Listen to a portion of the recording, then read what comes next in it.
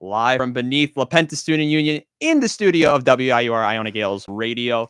Welcome back to another edition of Into the Stands. I'm Robbie Basil alongside my great team of Colin McGee and Chris Gambino. And Colin, we have a special guest with us, so why don't you introduce our guest for us today? We have Dom here with us today. Welcome to the show, Dom.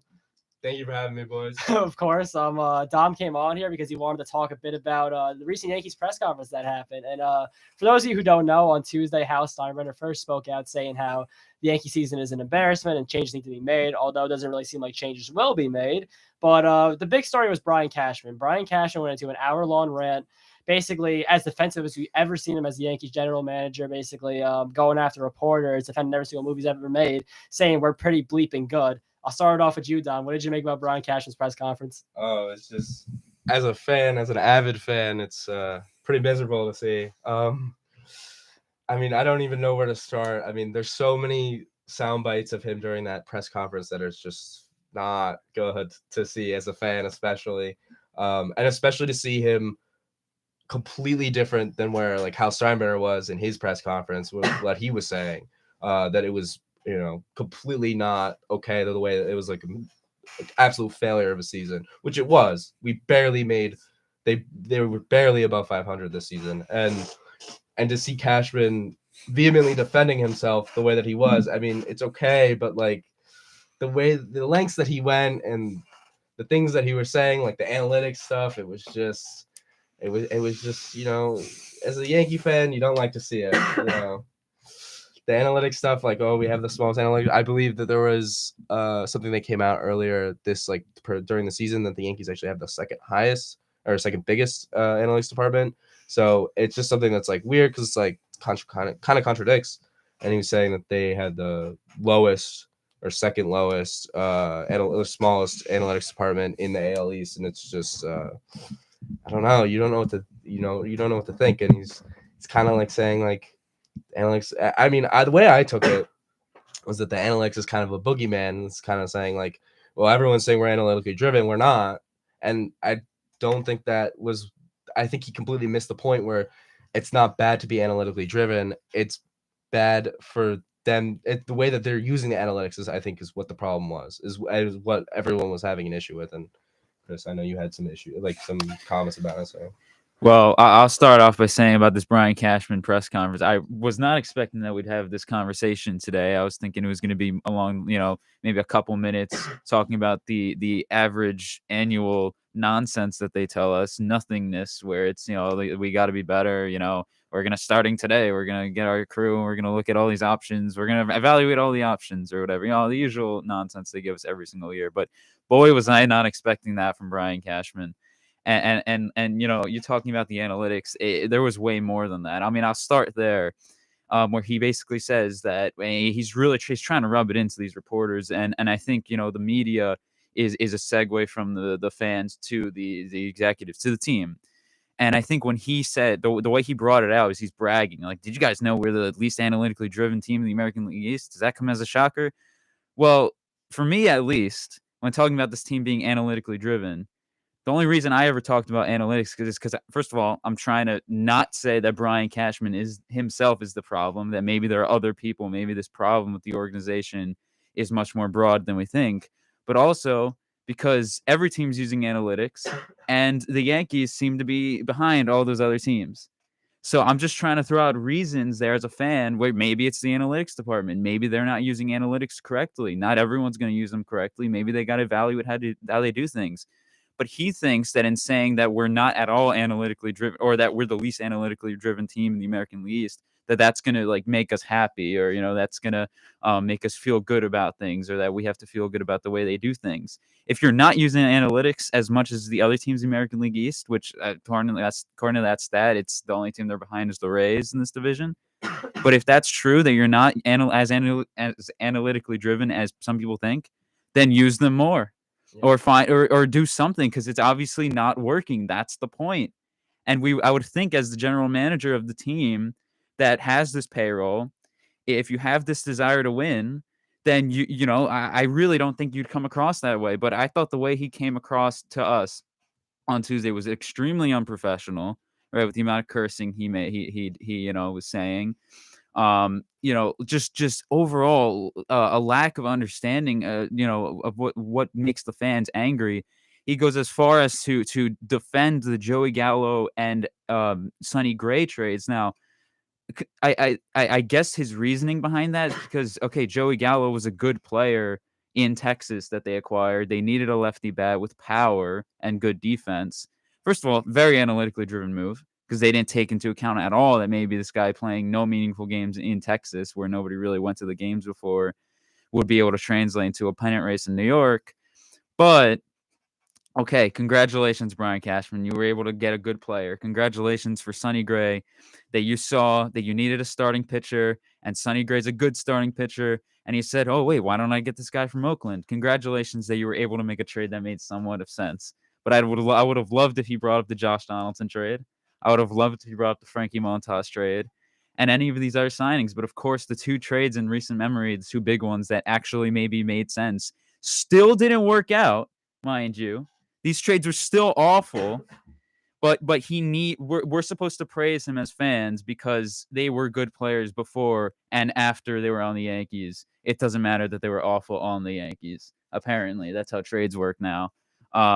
Awful. And then, of course, starting off the whole thing by saying we're pretty bleeping good, as you said, Colin.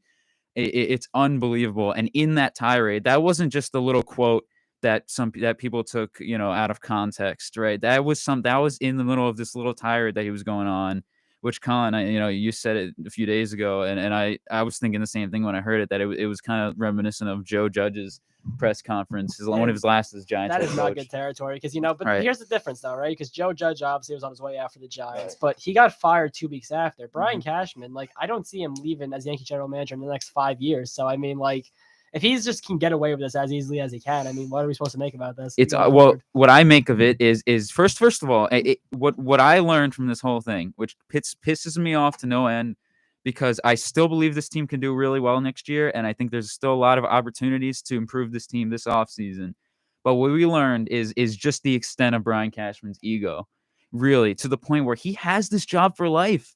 That was proven on Tuesday. Chances are there's no ramifications for what he said, for the things he was saying, for the way he presented himself, for the things he was saying, coming at the fans, basically coming at each and every single one of you and me, who put our time into this team, right? He practically came after us, each of us, right? And coming after the analytics, because he doesn't like that he gets criticized. It's not enough for him that he has this job for life.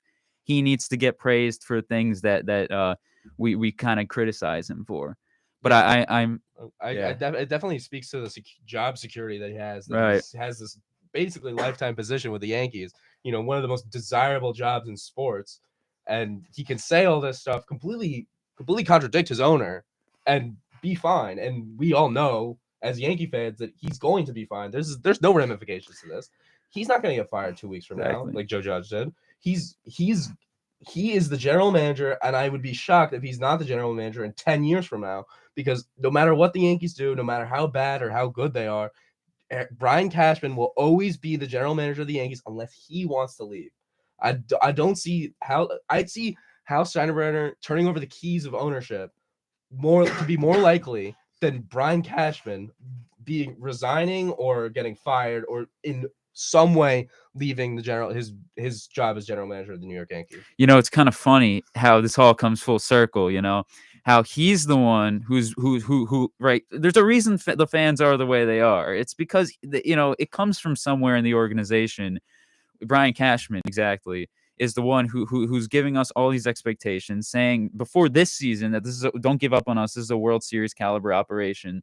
All these quotes. He's such a talker. He loves to talk. Saying that we're a fully operational Death Star. Last year, a few years ago, saying I want to win championships, not just a championship. Gio Urshela is good, but he's no Josh Donaldson. Just all these, and then we saw that at the end of this conference where he's saying he gets into this argument with Joel Sherman. And at the end of it, everyone's talking about the Peraza part. The part that stuck out to me at this one is where Joel Sherman says, my job is to review the movies, and the movies weren't good this year. Brian Cashman responds by saying, "Oh, well, guess what? When Anthony Volpe's killing it next year, when my young guys are killing it next year, I'm sure you're going to write articles about it." And yeah, that's the truth, right? That's a journalist's job. That's exactly what Joel Sherman's going to do, and everyone's going to. Of course, we're going to talk about that because we're rooting for that to happen. I don't want the players to, the young players to suck because it would go under Brian Cashman's, ego. I don't care about Brian Cashman. I don't care about what his career looks like. I would love if these young players, came up and performed, and his resume looks a lot better because of it, because it didn't work out this first time around with the Sanchez, Birds, Andujar's, Fraziers of the world. But to sit there and come into, really put that ego on the table and to brag and to yet again, right? This is not as I said, this is not the first time he's done this, to come out and tell everyone, listen, next week, watch out for us. It's going to get better next year. It's going to get better. He loves to talk. And my question is, when are we going to start seeing results, right? You want to talk about process. You want to say your people are so good. When is it going to manifest itself on the result on the field? Because this was not a fluke this year, what we saw. Yeah, I think this year more than ever, we saw the real issue with the Yankees is not Aaron Boone and, I mean, somewhat on the players, but the real issue is Brian Cashman and the way that this roster has been constructed. And if you want to say, oh, it's not Brian Cashman, it's Michael Fishman, the head of analytics, I mean, sure, you can find your boogeyman in the front office, but it's the front office and it's the roster construction that we have, one of the best parks to hit in for a lefty hitter, and we have barely any lefties in the lineup. No power lefties besides Anthony Rizzo, who they played with a concussion for like 3 months. I mean, it's just ridiculous how the way that the team has been run and the way that they continue to run the team. And now I have no hope that they're going to change course because of the way that Brian Cashman just had his press conference. He's like, we're pretty good. If you think you're pretty good, why would you change your process? He's not going to change his process. It's the process is going to stay the same. The team is going to stay the same, and it's going to be as mediocre as ever. We'll wrap up soon because we still got a lot more to talk about. Chris, I think there's 2 more things we need to talk about, at least in regards to how Steinbrenner saying we need to bunt more, and also something else also came out that apparently Aaron Judge thinks that we need to get more batting average in our lineup. It almost seems like Brian Cashman didn't realize that, so Aaron Judge had to tell it for him. I kind of want to see what you guys think about that. Well, okay, yeah. Listen, I know we're talking all about Brian Cashman. I just was what I was going to say about Brian is, I question his desire to win. I do, right? Because it's obviously clear that this ego of his, this winning because of his strategy, it means more to him. His legacy means more than actually winning. Because I don't understand how after this season you can start off a press conference by saying we're pretty bleeping good. I don't understand how. This is not a fan who's saying this. This is the GM of the team saying this. I don't get it, but. We got to talk about the man who's hiring him, the man who gives him this power, Hal Steinbrenner. I like Hal Steinbrenner a lot, but and at least he came across in his press conference the way you should. You don't have to mean what you say, but you got to sell to your fans. You got to tell them how you're disappointed for what happened. I don't understand how you could be happy about what happened this season. Yeah. It's about as bad as it gets with a payroll like that. Yeah. But Hal Steinbrenner, to say we need to bunt more, why weren't you bunting this year? And things like that, this whole idea of the audit, to me, it makes no sense, because what they're going to do is get people outside of the organization, or they're going to have their people in their organization do research on what happens in other organizations, instead of just bringing one person, one executive in from another team to see how they do stuff. Yeah, I believe the way that they explained the analytics audit was that they were going to review a way that another analytics department does analytics. I think it was Zealous Analytics or something.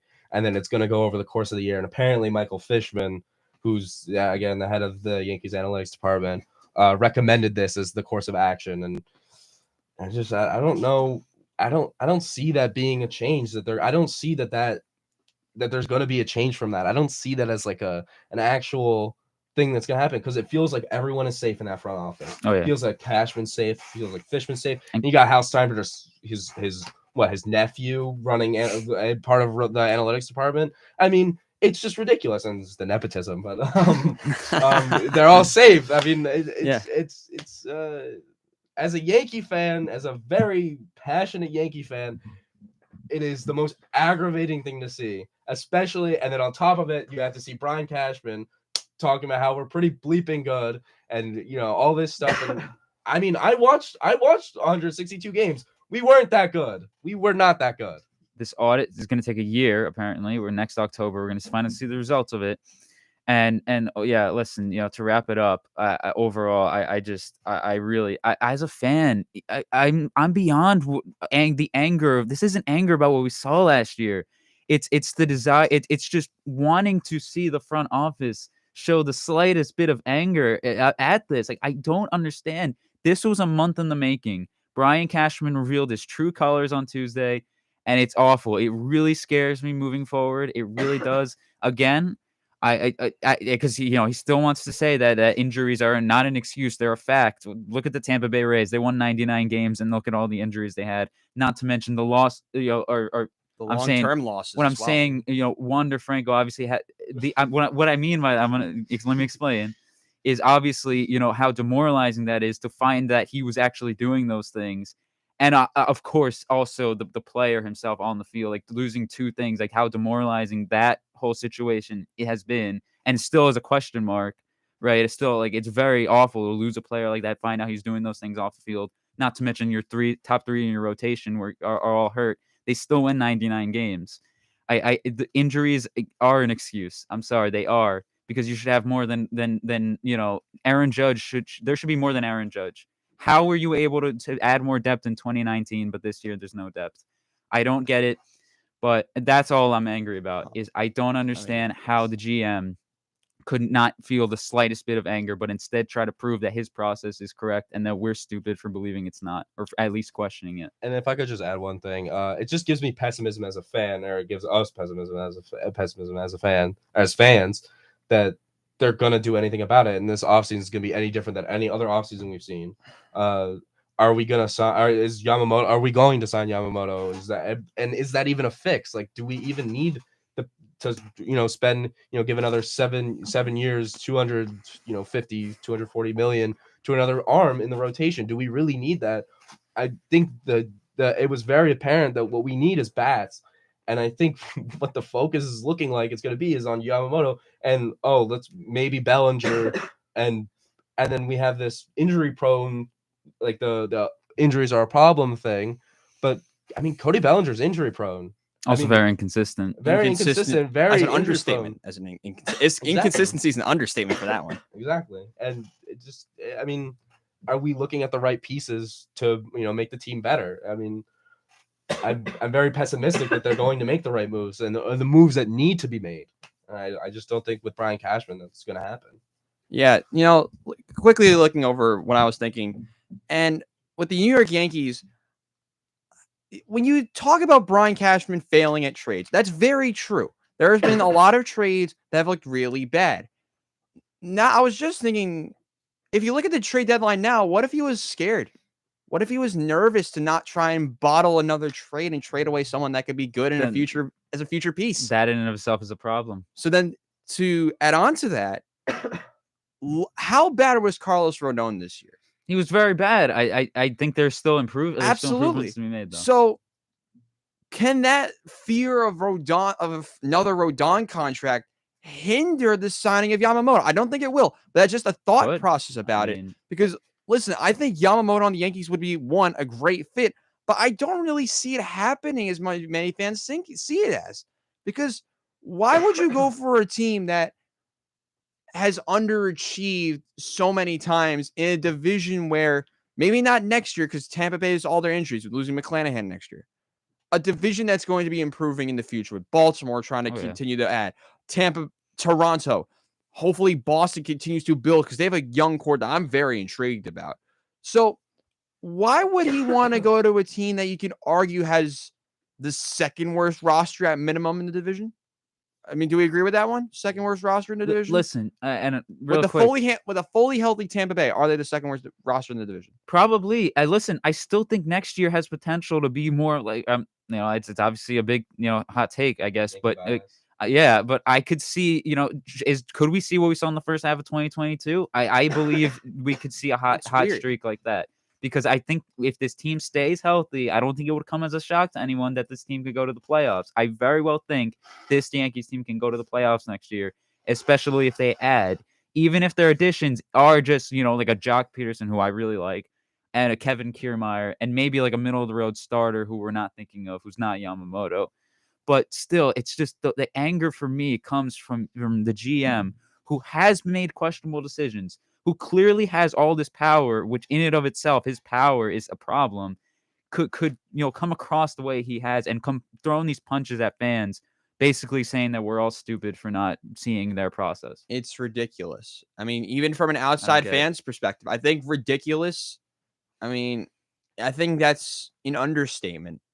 I think it's a very true understatement, because the one thing I've learned watching multiple teams underachieve for the last decade is you don't go after your fans, and you do not try to say we're competitive when you know there are problems on your team. And for the Mets, the Mets did it. The Jets would probably do something because I've seen the Mets. I'm a fan of 3 very underachieving franchises, so I think I've got to be one of the best people for this.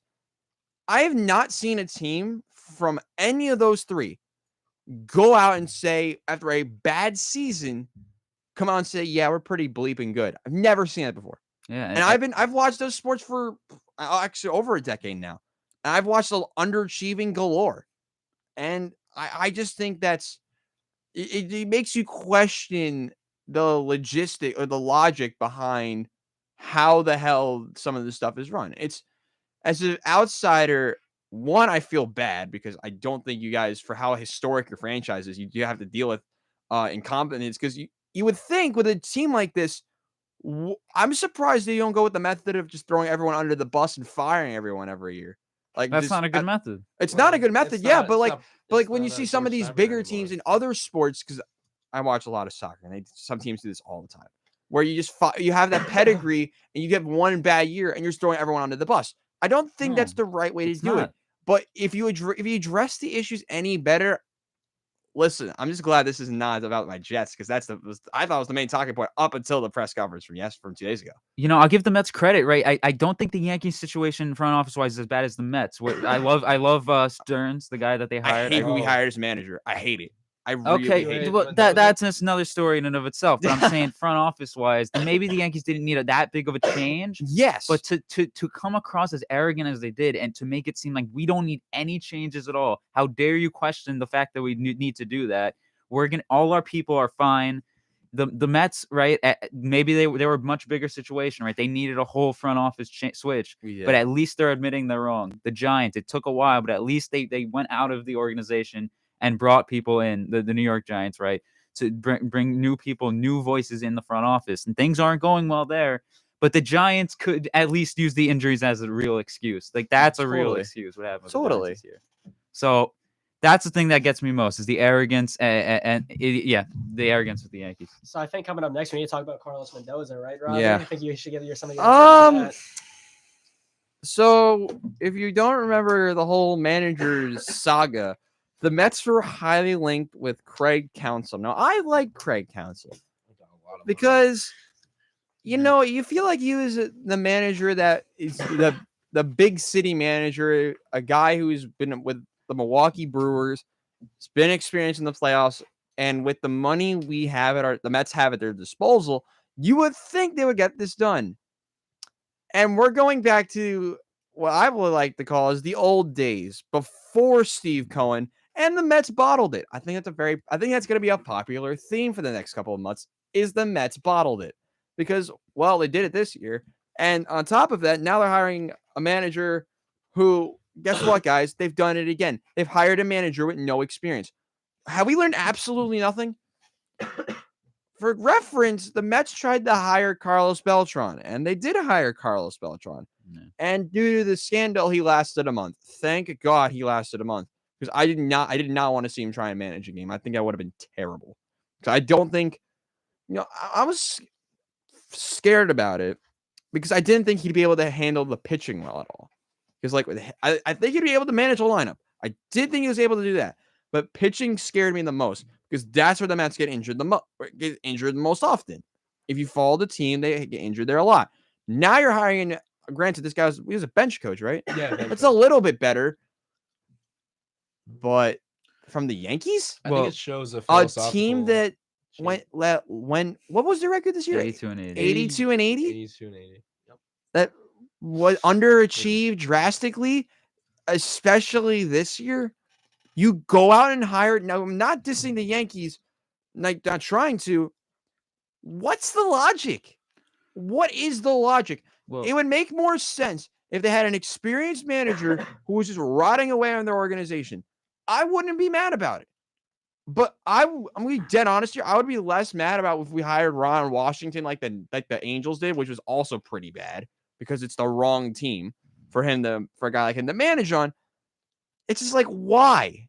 Like, we're going back to the old days, and I don't want to go back to those days again because it made me cry as a little kid. I remember watching the Mets underachieve more and more and more, and then we did this thing making the World Series, and then we just underachieved again. I mean, I kind of a little bit disagree with you. Granted, I'm a Yankee fan. I'm not. It's Mets just like the fan. nerves of like you do. I want to have, as a fan of a team, the expectation that someone knows what they're doing. Now, granted, the Jets different because there's different coordinators and all that's totally different. But baseball, you have to take experience over experiments. I don't like this because I think Carlos Mendoza can be good. Absolutely, I think he can be. Are the Mets the right team for him to be successful with, though? Because I think he has the potential, Mendoza, to be like a Brandon Hyde and be that good manager in a couple of years. But the Mets trying to go possibly win now again. Are you sure that this is the right guy for the right now team? I don't think so. I do kind of disagree with you. I don't think the Mets are a win now team. I think that was kind of. They're going to try and claim themselves as think now. They might claim it, but I think they also when the Scherzer trade happened, right? They said that they were 2 years away. I kind of view the Mendoza trade the Mendoza hiring as like a neutral move, not more of like I think kind of looking at it as sort of a negative kind of tone. He has experience with managing teams and being a bench coach, and he has experience. He's not like coming out of nowhere completely. But I also think that it shows a philosophical change in the Mets, way of thinking. I think Cohen's kind of seen that he can't just spend his way towards a World Series, especially this year. We learned that very fast. Where we learned with Verlander, even spending all that money on Verlander, Scherzer. I think the lesson there was never spend on old starters, because they could turn out to be very under, especially when you had a starter that was semi-old and injury-prone. What did we get in return? Some starters that were old and injury-prone. But we did, to be fair, though, get a young stud and a guy we're not paying very much, which I think is highway robbery in Senga. Yeah, Senga's great. He's incredible. Like, when you hear the Senga song after he strikes out somebody, it's insane. But like, it's great. Yeah, he's a bench coach, but like, I would have rather hired a bench coach from a team that actually did something this year, like from a playoff caliber team, and not a team like the Yankees. Not to say, because I'm not doing this because I hate the Yankees. I'm saying it because why would you want to go with a guy coming off a underperforming season? Well, I think there's more to it than just that. I listen. Look, like, obviously, and I like the idea of Ron Washington or some of these other guys, but like, if they wanted to go the veteran route, they would have kept Buck Showalter. Yes, they obviously didn't. Why did he leave? I don't remember why he left. It was a mutual parting ways. Then, great job. That's what they call it. Right. Allegedly. Exactly. Allegedly. Then Billy Epler leaves. So you knew he was leaving. As soon as the Mets were in the market for David Stearns, you knew he was getting sacked immediately. So it's clear that they wanted to go a different direction, and in this case, they want to go younger. You aren't going to get, Craig Counsell. From what I heard from Michael Kay, who talked to executives around baseball. Apparently, the Mets dodged a bullet because some people don't think he'd be able to really, not that he wouldn't be able to handle the big pressure, but that he's comfortable at home in Chicago, being 2 hours away from Milwaukee, where he was originally. So the Cubs are paying him a lot of money. It's a great move for the Cubs. Absolutely. Great move to get an experienced manager. But then, then again with Craig Counsell, I mean, really, is the manager going to make that much of a difference? I mean, David Ross sucked. Right. After the first year, he was the definition of mid. I love the idea of getting a former player, a guy who won a World Series with, have that hope. But when you really think about it, he didn't really do very much. I didn't think he did very well. So I mean, getting a more experienced manager, paying the money, and I mean, you are hyping this team up back in March, Chris. I mean, they're a decent squad. Yeah. If they're able to re-sign Cody Bellinger, I think this team will win the Central next year. They need more pieces? Yeah, but the Central's, I think the Brewers are going to start fading a little bit. It's also looking like the Cubs are going to splurge this offseason. They kind of have to. I think They kinda Bellinger's have definitely to. coming Certain back. two-way player. I think there's an arm coming. Two-way player? With, Certain yeah, two-way player maybe Otani. on the I Cubs. don't know. Not about to Ohtani. Chicago. I think the Dodgers can outbid anyone on that. Oh, yeah. But I know we're not an arm. I think there's an arm coming. I think if it's Yamamoto, Snell, or one of those. I think Blake big Snell as a names on the Cub arm. would be kind of And disgusting. There is a ton of arms. I mean, I looked at the free agency class. The top 30 free agents, majority of them are top pitching guys. There's Montgomery. Stroman's leaving, so you could also maybe that was a possibly weird one because I re-sign thought he him. would stay with them. So I mean, there's plenty of pitching, and I think there's definitely someone coming especially for Cubs fans. Maybe a reliever, maybe Hader. Yeah, I don't think so. Craig Counsell's teams historically not great in the playoffs. That's true. I'm just saying, if you but want they've to get also been historically good pitching wise because he had that rotation Sure. in Milwaukee. But David Stearns is the guy who put those rotations together. fair and here point. he is. Counsell credit. So for yeah, those yeah.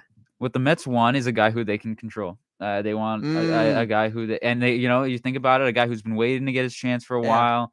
The chances are you could be hearing the fire, Mendoza chance, but guess what? You're getting those already. The Mets fans hate this signing already. It seems like from what I read in comments. Oh yeah. I think partially it's unfair. I can understand it, however, but I think what everyone's gonna learn because we can do this as well as Yankee fans is maybe the manager isn't as hands on as we think anymore. It really isn't. Even though I think Aaron Boone, right? That's a whole different story. Where I thought maybe when this team was close, maybe they needed that guy who players can look up to rather than at level with. But with Carlos Mendoza also coming from Venezuela, maybe having that connection with maybe the younger players from Latin America that the Mets have. And things like that. Overall, I don't think it's as bad of a move as the Mets are, as a lot of people are making it out to be. I think it's if the Mets were going in that direction, it's a type of thing where you might as well give it a shot. I hate to look at it that way, but I just think that's kind of what the managers become if it's not a Buck Showalter or another experienced manager. I also think if you look at their like the trade deadline that they had, I think there's a lot to like there with getting Ryan Clifford, Drew Gilbert from the Astros, and then also Luis Angel Acuna. I think they've made a lot of great moves and using that ability to spend and give money on those contracts to get the guys that they want. Clifford and Gilbert are absolute studs, and I think Acuna is also going to be a nice cog in that lineup in the future. I think if you're a Mets fan, I think you kind of got to like the direction that they're going in, especially considering, the Will Ponds that you had before. I think Cohen is showing a much better knack and a much better awareness around the front office, and he's surrounding himself with smart guys like Stearns to make that happen and make the Mets a winner. Right. Yeah. Well, I think we're going to segue from baseball to the gridiron next. I think it's only right that we go into this, and I think it would only be right with the Giants fans in the room to talk about one of the two miserable contests that we were able to watch after Josh Jacobs absolutely destroyed you guys in the first half. I just had to say it. And the reason I say it, because I'm hyping up my guy, Josh Jacobs, he carried me in fantasy this week. And I also love Josh Jacobs. I haven't been able to talk about Josh Jacobs very much here because the Raiders have usually been on the wrong side of the spectrum. I mean, because they've been perennial underachievers. I mean, they played the Jets this week. Especially this year. I mean, with the situation with Devontae Adams, Garoppolo getting benched. But I think it's right for the Giants fans. We'll start with Colin for his thoughts on the Giants game from this weekend. So, listen, I mean, out of all the games that the Giants have had left, I think this is probably the one that you had the best chance of winning. Now, we guys know what happened with Las Vegas, obviously firing Josh McDaniels a week before, getting rid of the general manager, just really blowing everything up. And it was warranted, right? Because we even saw that game against the Lions. Jimmy Garoppolo, obviously, way over the hill. Looks like he's finally done. He doesn't have those great 49ers teams around him anymore as to where he can, have all those great weapons. Because, the Raiders don't really have that. I mean, obviously Devontae Adams, Josh Jacobs, still good pieces, but it's not the 49ers and Kyle Shanahan. But regardless, that game against the Lions, Garoppolo was overthrowing Devontae Adams a lot. Devontae Adams seemed like might have even gotten traded at the trade deadline, but Now Antonio Pierce got brought in as a new head coach for the Raiders. It seemed like already you kind of saw a little bit of a new culture, but regardless, they absolutely destroyed the New York Giants. It was 30-6, but that's not going to be the big story. So now, before I get into the obvious elephant in the room, that is Daniel Jones, I need to give a little bit of a preface here. In the National Football League, it is almost remarkable how much 2 months of a difference can make, because just 2 months ago, it was a day before the Giants season opener against the Dallas Cowboys. Now, this season really had a lot more intrigue and potential than any other Giants season we've seen before. I mean, they defied all expectations. In the first year of Brian Dable and Joe Shane going to the playoffs, the divisional round, it seems like I say this every week, but it really just seems like that was so long ago. It's almost a miracle how that happened, because just 2 months ago against the Dallas Cowboys on Sunday Night Football, the whole country watching, they lost 40-0 at home. And that basically kickstarted the disaster that we see now. Now, Daniel Jones got his neck hurt in that game against the Dolphins. He missed the past couple weeks. We saw Tyrod Taylor get snaps at quarterback. We saw Tommy DeVito get snaps at quarterback. But Daniel Jones is finally back for this game. And, I still felt the season was pretty much over, but maybe Daniel could, end the season off on a high note, maybe carry that going into next year. Well, now it seems like after just one quarter of him coming back, he will not be the Giants quarterback any longer. And it is a shocking development. But, starting off in that game, he made a couple pretty bad throws. It seemed like obviously the neck injury was still nagging him. But the last play of the first quarter, we saw his leg turned. He told the coaches that he was still okay to go back out. But the first play of the second quarter, he snaps the ball, instantly falls down. A torn ACL for Daniel Jones. And that is a massive blow, not only to him, but to the Giants, obviously, because we signed up to a 4-year, $160 million contract. So that's going to be a lot of money we're going to need to eventually get rid of. But it's insane to say, because it is now November. So just 10 months ago, Daniel Jones had one of the best postseason performances from a Giants quarterback, not named Eli Manning or Phil Simms, that we have ever seen. I mean, in that Vikings game, he was the first player in NFL history to have like 70 rushing yards, 300 passing yards, 2 touchdown passes. Absolutely phenomenal, especially going on the road in Minnesota. But now, after all these injuries, he had a pretty poor start to the season, 2 touchdowns, 6 interceptions. I think he may have played his last serious down as a New York Giants quarterback. I think it's now finally time that the Giants are going to go into the draft, look for a Caleb Williams, Drake May, Michael Penix, Bo Nix, possibly. I mean, he's your best fit is Bo Nix. I don't know if Shador Sanders is going to declare. It seems like Deion Sanders wants to keep him It's back. those 4 and J.J. McCarthy. It's those 4 you mentioned with Nix, Penix, Williams, May, and J.J. McCarthy are going to be probably your best fits. Yeah, but that's what I'm saying, though, right? Because 2 months ago, we seemed fully in on Daniel Jones. It seemed like a team that could possibly contend for a playoff spot, maybe build off the momentum of last year. And now we're just back to being one of the worst teams in football, now hoping that we can lose out the rest of our schedule to get the top quarterback in the draft. Well, if there's one bit of solace, it seems like, at least from what I've seen, this draft class is more highly regarded than back in 2019 when the Giants actually decided to draft quarterback. Because if you remember, the only quarterbacks who at least panned out to become full-time NFL stars were Kyler Murray and Daniel Jones. Kyler is actually coming back this week as well, so we'll see him come back into the fold for the Cardinals, which may end up helping out the Giants in terms of getting the number 1 overall pick. But, after the Daniel Jones injury, the rest of this game was really irrelevant. Tommy DeVito actually came back out and played, and we actually got to see him throw the ball somewhat. Granted, most of it came in garbage time, but he actually got a passing touchdown, which, fun fact, only the 5th passing touchdown by a Giants quarterback all season. 175 passing yards, a touchdown, 2 pretty bad picks. One of them wasn't really his fault. It was kind of bounced off the receiver's hands. Another one, he just kind of chucked into the end zone of Jalen Hyatt, trying to make a play. Obviously did not work out. You can't really fault the defense for ultimately giving up here, because the season is over. I like what I saw out of that defense. I like the players we have going forward, at least on that unit. But the season's a wash. It's over. It's crazy to say. It reminds me a lot of 2017, because obviously 2017 we had that playoff season where then we went 11-5, lost to the Packers in the wild card round, followed up with a 3-13 season. But even still, this seems somewhat even more shocking, because just the good vibes that were surrounding this team kind of building for the future. Once again, talks are going to come up about the job security of Brian Dable and Joe Shane. I still stand pretty firm in my viewpoint that we should keep those 2, because, granted, this is a pretty disastrous season, and obviously both of those 2 guys have done some wrong things, at least in the past year. I think we need to have a little bit more continuity, because we see the constant cycle of Giants coaches. We saw Ben McAdoo fired after less than 2 years. We saw Pat Shurmur fired after 2 years, Joe Judge after 2 years, and that didn't make the team any more better, because we're still in the same position. Maybe what we need is we need a little bit more of continuity, and if we're going to give any of those guys that I just listed continuity, I think Brian Dable deserves it the most, considering based off what he did in Buffalo in his first year with the Giants. But the rest of the schedule, though, in terms of what we're looking like for number 1 overall pick, we're 2-7 right now. we're playing the Cowboys on Sunday, which is going to be another blowout because, I mean, as it is, the Giants already don't win in Dallas. If you're playing your first string quarterback, you're not going to win that game as well. The following schedule: Giants, Commanders, Patriots, Packers, Saints, Eagles, Rams, and the Eagles again. You know, some of those teams could be winnable, possibly if Tommy DeVito has a game of his career.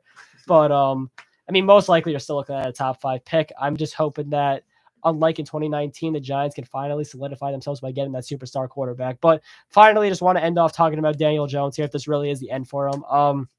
Listen, you know, I've had my criticisms of Daniel Jones on this show, but listen, I like the guy. He was an easy guy to root for. You know, we saw him obviously get drafted number 6 overall. I and a lot of other Giants fans did not want to see him get drafted there, but I can't complain about what he did for this franchise. You know, he ultimately, like, I don't think he was warranted at the 6th overall pick. I think he should have been a 2nd round pick. That's what most people said. But, you know, he got booed a lot going into his first season with the Giants. He's got a lot of criticism, obviously, playing in the New York market. And it's not fair, right? Because he had a lot of bad O-lines. He didn't have the greatest receiving core. But, you know, the guy came in, was a constant pro, you know, eventually got through all of that, ended up getting us that playoff, which is a memory I'll always remember, at least for the Giants. So if this is the end for Daniel Jones, obviously it sucked the circumstances he got surrounded for a lot of these 5 years, but I thank him for what he did. I think I will remember what he did for us, and at least in that 2022 season. He was an ultimate pro. And yeah, I mean, I think maybe he could be a backup for us next year because we can't really get out into that contract until after the 2024 season. But yeah, if that's the end for Daniel Jones, you know, it sucks, but I thank him for what he did for us. Chris, I think coming up next, I think I want to hear what you think about what happened with the Giants. Well, I want to touch more on, you know, on Daniel Jones himself because I don't think there was much on it that went on past Sunday.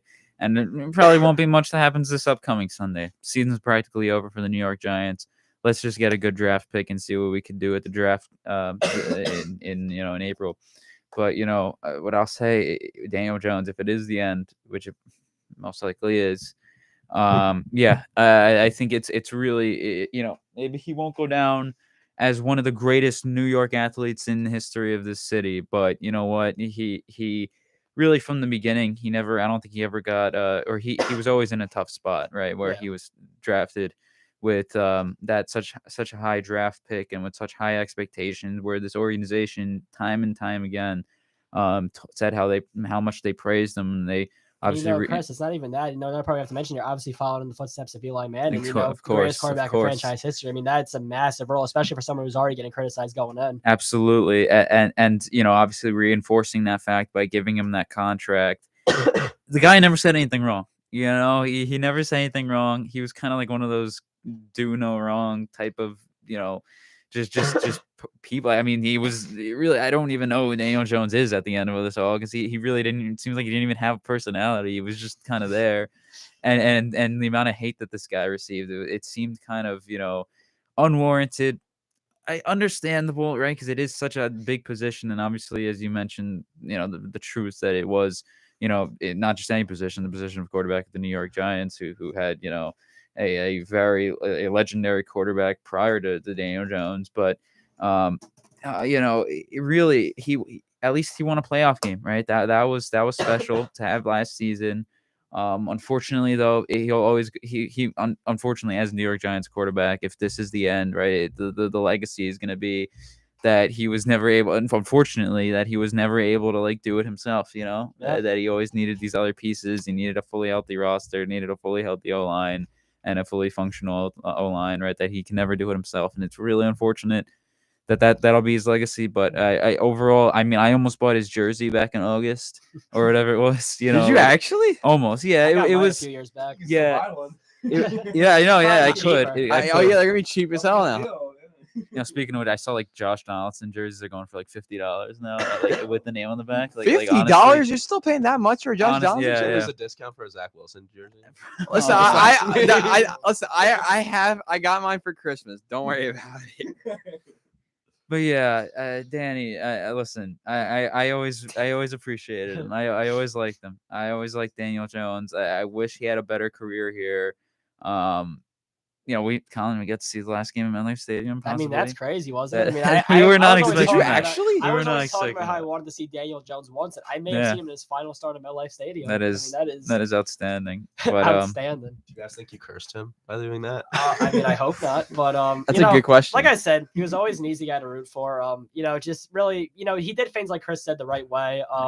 really never said anything bad to the media, just went in there and worked. Obviously, I don't think he was as talented of a player as, maybe we hoped he could be, but ultimately still getting that season, he'll be remembered. Like I said, once again, thank you, Danny Dimes. Yeah, Daniel Jones will always be a very interesting quarterback to me because, listen, when I watched him, I did watch Daniel Jones a fair amount. I did. Maybe not this season, but in past seasons.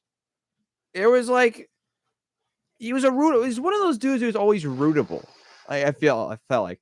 Listen, I got massacred by these two for rooting for Zach Wilson last year. Let's go, Zach Wilson. My guy. We get to talk what you get to talk about next. But you would never, I would never, as a fan of the opposing team, this is not because of me, I would never do that for a guy like Daniel Jones because he's a rootable person. And listen, if this is the end of the line for Daniel Jones, I think there are multiple teams that would take him. I'm dead serious. I'm looking at you, Minnesota, but because I think Minnesota he can still be a borderline starter backup. Obviously you worry about the injuries, but there's still a place for him. I think the Vikings and Raiders would take him. Right. Actually, although Aiden O'Connell, to be fair though, Falcons in the first half, yep. no. I mean, if you figure they're going to be lower in the draft, so I mean, I think Daniel Jones could probably the Falcons. Don't the Falcons lead the South right now? Well, yeah, but that's what I'm saying because they don't have a quarterback right now. They're rolling out Desmond Ridder and Taylor Heineke. If you're not going to get a high draft pick, maybe Daniel Jones is exactly who you'd want to put in there. Oh no, I was interpreting the question wrong. No, I like that actually. Really thinking about it, I never understood the Falcons with getting Taylor Heineke, but now I'm actually works because Desmond Ridder's injured, allegedly. But Daniel Jones, interesting group. I think the Giants. I just have to mention this again. I think they had a decent trade deadline. Could this also be the end? If we really think about it, if we talk about the end of an era, could this be the end of an era possibly for Saquon Barkley? I'm not ready to talk about that yet. We're not ready to talk about that yet. Fair enough. Well, let's go to something that we can talk about then, and that is the New York Jets from Monday. And while I did have to turn that game off in the first half, I did. I watched Iona basketball. Granted, Iona basketball, very fun. You can see them tomorrow on ESPN Plus. Fun team. But really thinking about it, part of me doesn't want to blame Zach Wilson, and part of me wants to throw him under the bus. So I'll say it like this. This was a team loss. I am not pinning this on Zach Wilson entirely. Were there some bad decisions? Absolutely. You see that every week with a quarterback like Zach Wilson. Very true. But I think having the deteriorated offensive line, especially with Zach Wilson, is worse than we thought it would be. And let me tell you why. This man, let's just go through the first couple of drives. Fumble again first of all, Garrett Wilson's fumble was atrocious. I was ready to punch my iPad and say, screw you, Garrett Wilson, for 2 seconds. Going how the heck does a person like Garrett Wilson go out and make a drop and fumble the ball like that? We've never seen it before. So, and then you see the Zach Wilson fumble. That's kind of on him and not at the same time because I don't really think that's part pocket awareness, part of a lot of other things. But when you look at the game film, because I did have a chance to look at it on Tuesday, the big issue with Zach Wilson, and you saw this a lot in season 1, other than the Tennessee game, he never gets a chance to set his feet. You wonder why the inaccuracy has been such a big deal. You remember when Cam Newton played his last season with the Patriots or whatever? Remember how every throws off his back foot? Same thing here. It's the same freaking thing. It's Zach Wilson with a better arm, but he's throwing it like he's Cam Newton, however the hell old he is. It is driving me crazy. Now, while we will not ignore the fact that Zach Wilson threw for a season high in passing yards, for the second you're going to roll in a garbage time game. But I will say this. I do not like Nathaniel Hackett. I have said this from the get-go. You remember who I wanted. I wanted Kellen Moore. I really wanted Kellen Moore. And we signed Nathaniel Hackett. So, I just don't like Nathaniel Hackett. But going That's the best way I can put it. I have like so many thoughts rushing through your head. Very And you say, anti-Nathaniel I Hackett. don't like Nathaniel Hackett. So using that, the part that drives me nuts the most is you can blame the offense all the way. The defense looks great. And that's been a Jets theme for That's what's carried them the last few games. exactly. I mean, But you can blame this all on Zach Wilson. And you can I can use the same logic like how the Yankees would do it and blame it on injuries. I think you can blame a lot of things, but I really should not have thought we were going to win that game against the Chargers. The Chargers, who finally looked like an offense on the road, went out and made a statement to the rest of the AFC West, and they needed to do it because the Chargers, who were riding low, not playing very well, go out and make a statement to the not just the rest of the AFC West, but the AFC in general. Because I think some people were writing off the Chargers for how bad they looked. Now they're kind of starting to come back into the light. Justin Herbert looked pretty good. But when the fact that the Jets had more total yards than the Chargers absolutely drives me crazy. Because at one point in the game, when you were trading punts, it was like watching the Giants game again. So all-time punter game. All-time punter game, absolutely. But Legacy game. The legacy game for the wrong people. But at the end of the day, the Jets lost by 21. Who do we have this week? I don't even know. Oh, the Raiders. Oh, great. Another thing Are you ready for the Sunday night mid-off, ladies and gentlemen? with the Jets? All-time How Zach Wilson game. Oh, yeah. Robert Saleh goes on the Michael K show. Oh, that. Right. Yeah. Okay. And Colin's the one who informed me about this. I remember when I was listening to the Michael K show that day. I basically heard what happened, but I wasn't paying attention to it. I guess because I was focusing more on Cashman and Hal. But if I would say. Cash was pretty range for Cash. And you know what? If anything, Zach Wilson and Robert Saleh have Brian Cashman to thank for taking all the heat off of them. Yes. Because otherwise, this would have been the big story that we probably would have started with. Because Robert Saleh is asked by Michael K, right? How do you feel that Trevor Siemian in the building, and you're still relying Trevor on Siemian in the building? or you know what I mean? Yeah, there as the backup quarterback. Wait, and you're still going to Our Zach Wilson, backup's Trevor. I didn't even know we had Trevor Siemian. Yeah. and you're Sorry. going. I thought it was Tim Boyle. So. He's still in the building. And you're going to Zach Wilson as much as you are. And Robert Saleh literally said, I'm going to have to plead the fifth on that one, that he did not have an answer. That is really that's a statement. That is as baffling as you could get. I mean, I think that just kind of shows you more that Saleh doesn't have a lot of control over that. I think that's kind of more of an owner decision, Right. Especially, even too from Joe Douglas. Because listen, Douglas drafted Zach Wilson. He wants this guy to succeed, obviously, for his resume and all that. But I mean, if you're a 4-4 team, obviously, like the Jets are, you can still be competitive, still make the playoffs. If you don't think that Zach Wilson gives you the best chance to win football games, you have to take him out of there because we're hearing these reports of Aaron Rodgers possibly making this miracle recovery to come back and play maybe in December. If that's even a possibility and you can make those playoffs, you have to do whatever it takes to win. If that means Trevor Siemian, no matter what, he has to go in there. I want to pass this to you, Dom, because you've been kind of a Zach Wilson stand in the past. You You're a have? Jets fan. I I didn't think that was possible. so, oh crap! Let's Colin go. knows more than anyone that Zach Wilson was my guy, but this was a rough week to watch. This is you telling me. I've worn this dude's jersey in the studio. Yeah. So I mean, I'm very new to Jets fandom. Actually, enjoy the misery. Enjoy the misery. I've been memeing and gaslighting myself into hoping that the Jets would win games, and they actually have won some games. So we've beaten some of the biggest teams in the game. It's definitely been pretty entertaining. That it all started with that Chiefs game. I said Jack Wilson was gonna have his legacy game, and he actually kind of did. Yeah. So then Zach Wilson, that's right. I mean, but like if you actually look at his performances, it kind of looks like a maybe net negative, maybe just like net equal impact on the team. I feel like the Jets with a better QB probably. You can always say that, and we've said that for an eternity. If you put like a more, we need 26. We need 26. Your guy and my guy, but if you put a more competent QB, we need to go. But I feel like I want to like. My thought was, and I thought about this on Monday. Imagine we had Ryan Fitzpatrick from 2016, like the year we went 8-9. Like, first of all, that's the last time a Jets QB actually played up to like a standard. For reference, I mean, you can't call Aaron Rodgers' tenure a standard. He's done a standard on the sideline. He's played 4 snaps.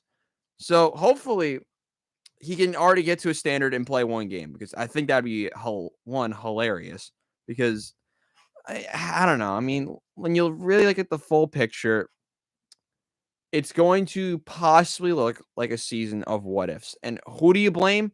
No, I don't even know anymore, because I want to blame Hackett because he's the easy scapegoat. But is this the end for both New York quarterbacks this year? I think it should be. It should be. Yeah. But you can't. Listen. I think you keep the How much dude more rope until do you give Zach until Wilson? Rodgers leaves. Until Rodgers leaves, I think you have to ride with him, because we somehow still have a first. Actually, no. Now we're not gonna have a first round pick, because Rodgers is gonna come back and take away our first round pick. But it's an interesting dilemma for the New York Jets.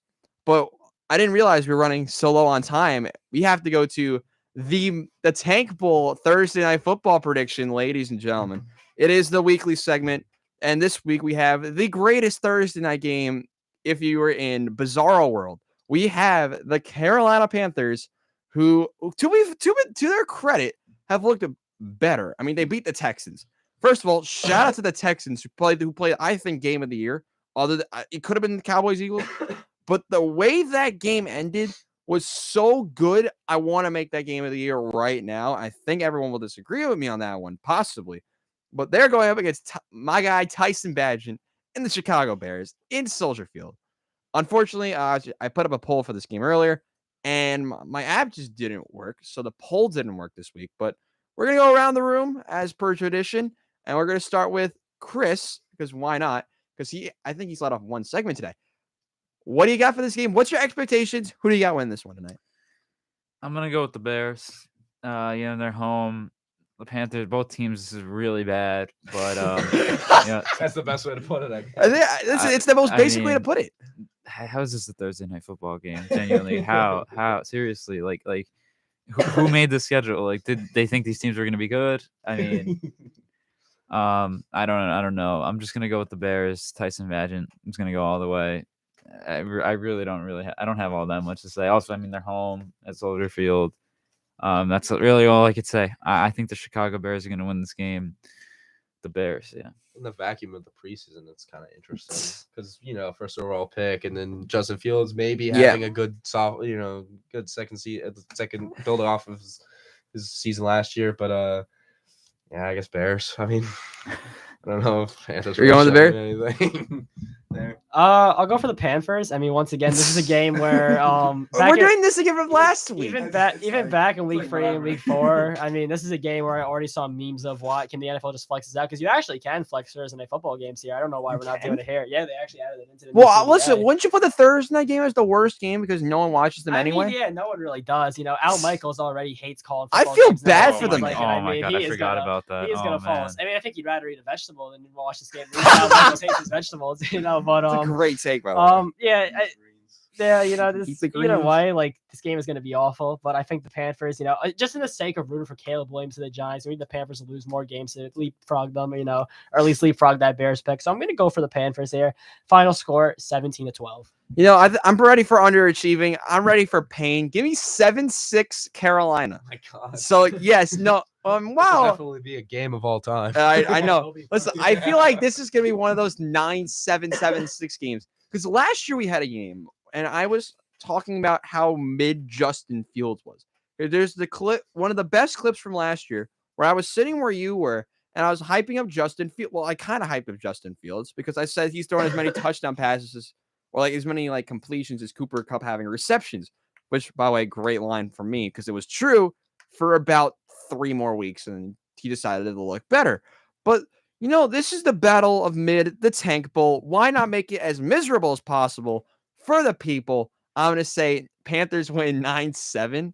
I'm going to change it from 7-6. I think it's going to be 9-7. I think the Panthers are going to score, miss the extra point, and then get a field goal later on in the game. Colin, do you want to conclude our show for us this week? Yeah, so that pretty much sums it up here. A lot of Yankees, Mets, Giants, and Jets talk. That pretty much sums it up here for us all. Thank you, Dom, for coming on once again. You're always welcome back. Join here with Dom, Chris, Robbie. I'm Colin McGee signing off for this week. Be sure to check out our YouTube. Be sure to check out our Instagram. We're going to be posting clips from the show. We'll see you once again, as always, 5 o'clock on Thursdays. Thank you all for watching. We'll see you next week.